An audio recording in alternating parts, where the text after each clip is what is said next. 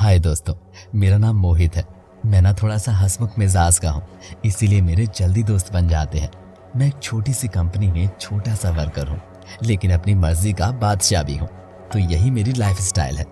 मेरे जीवन में मोड़ उस वक्त आया जब हमारी कंपनी में एक लड़की रीना आई। रीना नाम जितना सुंदर, उतनी ही सुंदर उसकी छवि, मानो जैसे कोई अप्सरा उतर आई हो। मैंने उसको अपनी गर्लफ्रेंड बनाने के चक्कर में ओवर टाइम भी करना फाइनल कर दिया। 1 2 3 4 उसको अपनी गर्लफ्रेंड बनाने के चक्कर में मैं ओवर टाइम भी करने लगा। फाइनली एक दिन आया जब बॉस ने कहा, अरे मोहित सुनो, कल एमडी साहब आने वाले हैं, तुम्हें उस भरतपुर वाले प्रोजेक्ट को पूरा करना है आज ही। मैं ठहरा थोड़ा आलसी। मैंने सर से दबी सहमी आवाज में कहा, सर लेकिन मैंने अभी तक प्रोजेक्ट शुरू भी नहीं किया। मेरा इतना कहते ही सर का पारा तो 7वें आसमान पर था। उन्होंने मुझसे कहा, मोहित तुम बिल्कुल किसी काम के नहीं हो। और उन्होंने रीना को आवाज लगाई, अरे रीना, ये हमारे ऑफिस का सबसे डफर है, इसके साथ मिलकर वो प्रोजेक्ट पूरा कराओ, चाहे आज ओवर टाइम ही क्यों ना हो जाए। बॉस के मुंह से मैजिकल वर्ड सुनकर मेरी तो निकल ही पड़ी थी।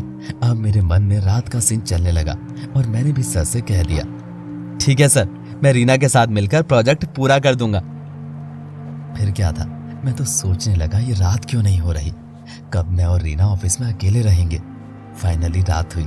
ऑफिस में मैं और रीना ही अकेले रह गए। रीना मुझे प्रोजेक्ट को बनाने में हेल्प कर रही थी। मैं उसकी झील सी आंखों में अपना प्रोजेक्ट बना रहा था। रीना मेरे पास आई और बोली। मैंने भी उसकी बात मानी और हाँ किया। थोड़ी देर बाद हमारी हंसी मजाक चलने लगी। फिर मैंने अपना वही पुराना हंसमुख अंदाज दिखाया और वो मेरी किलर स्माइल पर फिदा हो गई। अब वो मेरी एक अच्छी दोस्त बन चुकी थी। दोस्ती कब प्यार में बदल गई, वक्त के साथ पता ही नहीं चला। क्यों नहीं रीना, मैं तो तुम्हें पहली नजर से ही चाहने लगा था, लेकिन डर के मारे कभी इजहार ही नहीं किया। हम दोनों में ऐसे ही बातें चलती रही। न जाने कितनी सैद रातें हमने यूं ही एक दूसरे की बाहों में गुजार दी। लेकिन मेरी जिंदगी में एक मोड़ आया जिसने मेरी जिंदगी की बाजी ही पलट दी। रीना रोज की तरह ऑफिस तो आई, लेकिन उसने मुझसे नजर नहीं मिलाई। मैं थोड़ा सा सोच में पड़ गया, लेकिन मोहब्बत कर बैठा था ना उससे, तो अपने आप को रोक ही नहीं पाया। मैं उसके चैम्बर में गया और रीना से बोला, रीना क्या हुआ, आज तुमने मुझे देखा भी नहीं, जबकि मैं तुम्हारी पसंद की ब्लू शर्ट भी पहन कर आया हूँ। क्या हुआ रीना? रीना ने मुझसे ऊंचे शब्दों में कहा। उसके ये शब्द किसी तीर से कम नहीं थे। इतना कष्ट तो महाभारत में पितामह भीष्म को भी तीरों की शैया पर लेटकर नहीं हुआ होगा, जितना मुझे इन शब्दों से हुआ। मैंने अपनी लड़खड़ाती आवाज में रीना के कंधे को पकड़कर कहा, रीना क्या हुआ तुम्हें? मैं मोहित हूँ, तुम्हारा मोहित। क्या हुआ तुम्हें? आखिर इस तरह से ना बोलो मुझसे। रीना वहां से उठकर चली गई। मैं भी अकेला ऑफिस में बैठा बैठा सोचता रह गया कि आखिर माजरा क्या है। रात की घड़ी में 12 बज चुके थे और ऑफिस का सारा स्टाफ भी जा चुका था। मैं ऑफिस में बैठा था कि ऑफिस के चौकीदार ने आवाज लगाई, मोहित साहब, रात के 12 बज गए, आप घर नहीं गए अब तक? मेरी आंखों में आंसू थे और चेहरे पर गम की लकीरें साफ झलक रही थी। मैंने अपनी दबी आवाज में कहा, बस काम था थोड़ा, तुम जाओ, मैं काम खत्म होते ही चला जाऊंगा। मेरी तो जैसे दुनिया ही लुट गई रीना की इस बेरुखी से। ऐसा नहीं कि मैंने उसको फोन नहीं लगाया, हाँ मैंने फोन भी लगाया था, लेकिन फोन कभी नॉट रीचेबल तो कभी स्विच ऑफ आता था।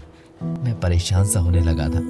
रीना ने ऑफिस भी आना बंद कर दिया। मैं अकेला ऑफिस आता और बेमत से काम करता। मैंने फिर उसको कॉल लगाया, लेकिन भगवान ने मेरी सुनी और उसका कॉल लग गया। मैंने भगवान का थैंक यू किया। फोन की बेल बज रही थी, लेकिन फोन नहीं उठा।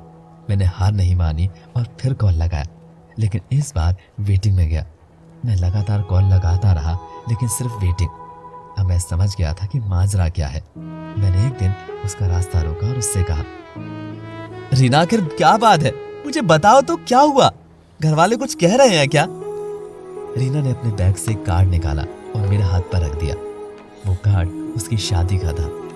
ये देख मेरी आंखों में अंधेरा छा गया, मानो जैसे शरीर से जान ही निकल गई। पर उसी वक्त मैंने एक ऐसा फैसला लिया जिसने मेरी जिंदगी को नरक में धकेल दिया। दिन उसकी शादी का था और वो सवाल मेरे दिल में कि आखिर रीना ने ऐसा क्यों किया। मैं घर पर बंद कमरे में सोचता रहा। मेरे कानों में अब उसकी शादी की सहनाई गूंज रही थी। मैं सोच रहा था कि वो तो बहुत खुश होगी और कल रात किसी और की बाहों में होगी। मेरी रूह कांप रही थी।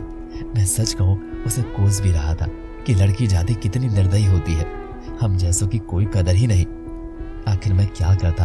फिर मेरे दिमाग में एक शैतान का जन्म हुआ और मैं सीधे उसके घर के पीछे वाले दरवाजे से दाखिल हुआ और सीधा उसके कमरे में जा पहुंचा, जहां वो किसी से फोन पर बात कर रही थी।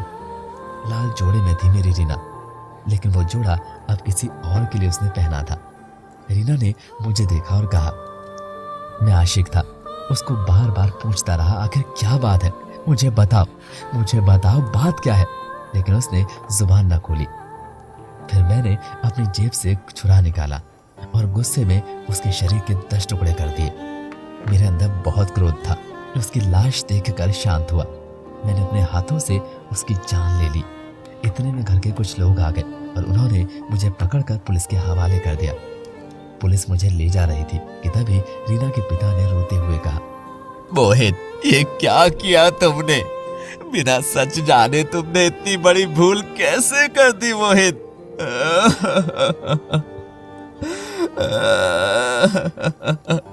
उनकी इतनी बात सुनकर मेरे पैरों तले जमीन खिसक गई। आखिर मैंने कौन सी भूल कर दी थी? अब मेरे मन में एक नए सवाल ने जन्म ले लिया था। दोस्तों, आगे इस कहानी में क्या होगा कुछ पता नहीं। आखिर मोहित की वो कौन सी भूल थी, ये जानने के लिए वीडियो का अगला पार्ट देखना ना भूलें। अगर आपको वीडियो पसंद आई हो तो लाइक करें और चैनल को सब्सक्राइब कर लें, और साथ ही कमेंट बॉक्स में बताइए कि आखिर रीना को क्या हुआ, क्यों मोहित से उसने दूरी बनाई। मिलते हैं आपसे अगली वीडियो में, तब तक के लिए बाय बाय, गुड बाय।